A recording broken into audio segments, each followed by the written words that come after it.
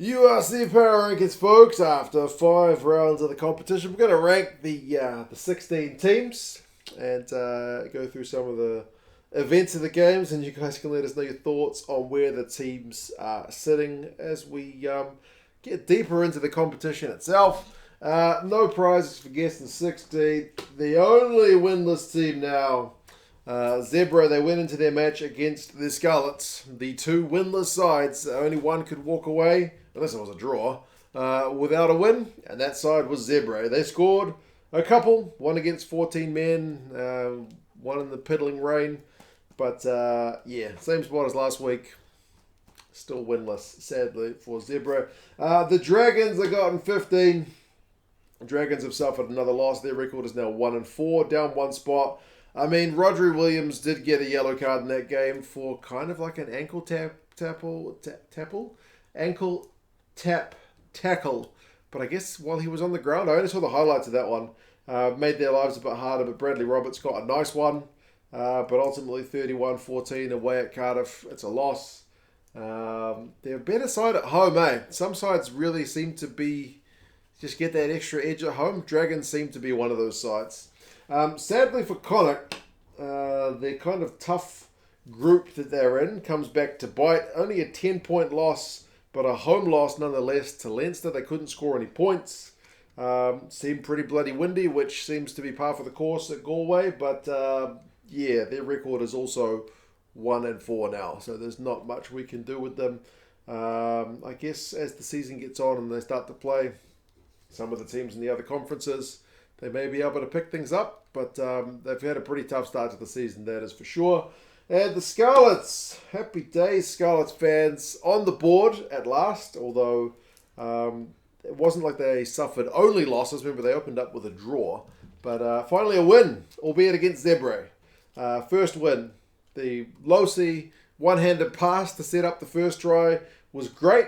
He got the second try himself, and he got himself yellow carded. So, not yellow carded, red carded. So, proper busy day for him.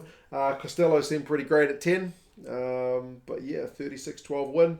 They're now 1 win, 3 losses, and a draw. Up 2 spots on the power rankings. Connacht, I should have mentioned it, down 3. Glasgow got here in 12th. Bit up and down for Glasgow, eh? Can't win away to save their lives. 40 points to 12. I mean, it was always going to be hard against the Sharks away from home. So maybe not one that you target, but you probably target better than 40 points to 12. Thomas Gordon scored a cracking opener. Got them back within 1 point of the Sharks with his second from a maul. But ultimately a pretty tough day at the office for Warriors fans. So, 2-3 is their record now. Down 4 spots on the power rankings. The Ospreys, sadly for them, I've got them down a spot, despite a pretty hard-working draw against the Stormers at home in horrendous conditions. Myler, with the boot, gets man of the match for some pretty impressive kicking. But a high-flying Stormers side who haven't lost a game in a long time, the Ospreys got about as close as you can get. So I'm sad to put them down a spot, but it's a home draw. If it had been a home win, I'm sure they would have been up a few. Munster, speaking of up a few, are up 2 spots. They beat the Bulls 31-17, and Gavin Coombs, a couple of tries. And, they just outmuscled the Bulls forward back. So, when Munster get in that kind of mood, they're a really tough team to play. So it proved. So maybe some promising signs for them. And then speaking of promising signs, Edinburgh, as we round out the bottom half. Edinburgh, slow start, but they ended up blowing Benetton away, 53 points to 8.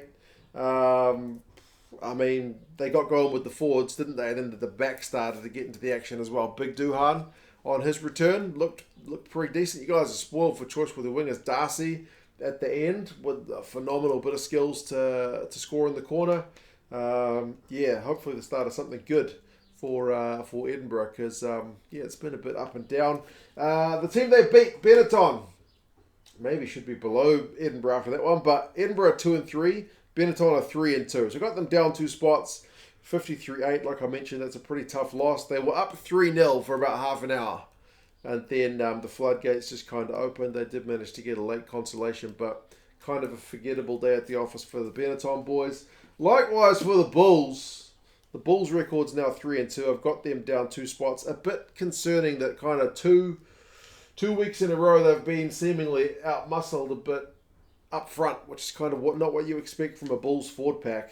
All Munster's tries came from forwards, albeit one of them with their prop kind of acting like he was a 10 with the soccer grubber skills. But yeah, ultimately a little bit concerning for the Bulls, but they're definitely another one that's a bit of a better team at home, eh? Cardiff, I think I've got you guys ranked a bit highly, to be honest. I think you've beaten the Scarlets and you've beaten the Dragons in the last 2 weeks, so not exactly high-flying teams, but the record is 3-2. 31-14 is a good win. I got them up 3 spots, so it's a little bit too much for my liking. But man, Josh Adams is really great at making people look like they're stuck in the mud. He just makes people look ordinary. What else? Reece Carey's been having some great carries. The last one set up by Evans was proper magic. So Cardiff scored some really, really nice tries in that game. So their record's 3-2.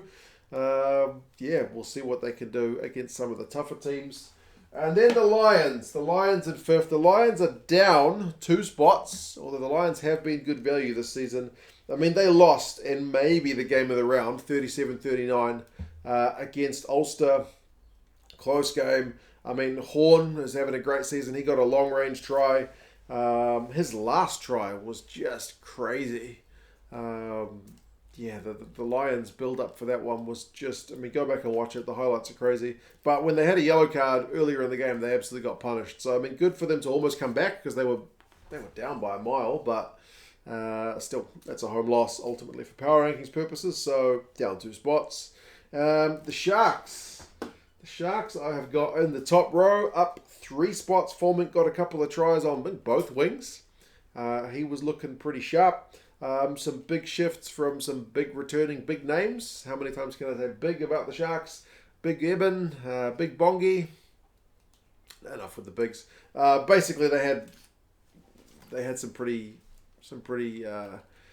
important players come back into their squad, and they certainly looked the part. I mean, Fussy got one, which kind of made up for being stepped earlier in the game by a loose forward, which was pretty embarrassing. But ultimately, the Sharks blew away Glasgow 40-12, so up 3 spots, like I say. The Stormers, I've got down 1 spot with that draw. They still haven't been defeated in a very long time, but an away draw with the Ospreys, pretty bloody wet.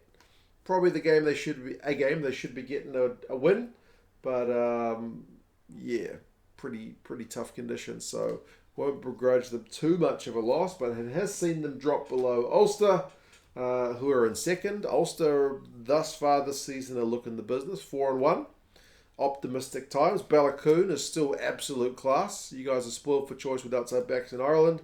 And they had just had a flying start to both halves, didn't they? They ended up winning 39-37.